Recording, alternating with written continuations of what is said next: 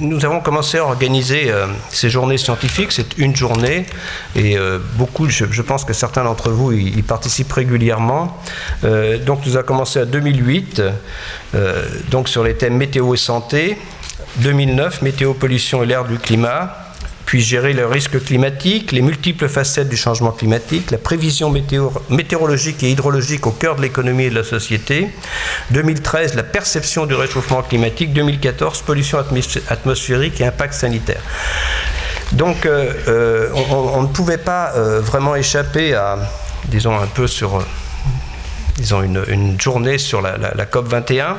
Alors l'idée, c'était le sujet de donner des clés pour comprendre les enjeux de la COP21 avec le regard des sciences du climat ou le regard des économistes.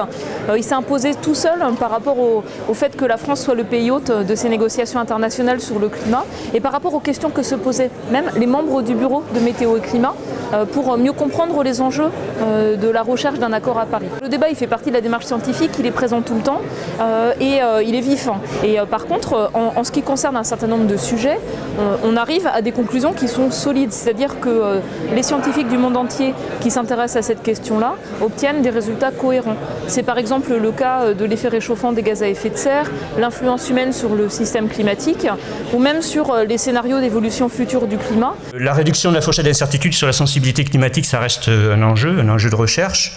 Mais des progrès très nets, je les ai soulignés, ont été accomplis sur la réponse transitoire du climat au scénario d'émissions de gaz à effet de serre et dans les réponses aussi aux échelles régionales et sur les extrêmes climatiques.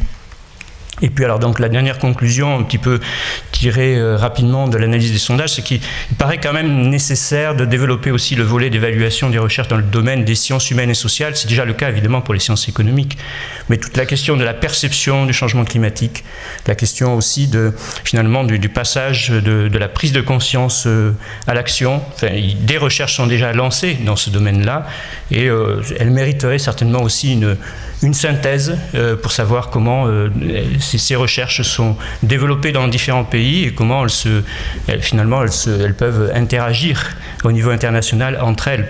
Et jusqu'à présent, on n'a eu que 2 piliers institutionnels que sont la Convention 4 des Nations Unies et le protocole de Kyoto, avec un certain nombre de principes structurants, comme par exemple le principe de responsabilité commune mais différenciée. Est-ce qu'on va vers des accords qui seraient plus bilatéraux, qui sont hors de la convention cadre finalement, par exemple comme l'accord Chine-US qu'on a observé il y a un an? Quel va être le rôle justement des États-Unis et de la Chine dans ce processus de négociation? Comment concilier équité, objectifs de réduction des émissions, d'adaptation et politique nationale de développement?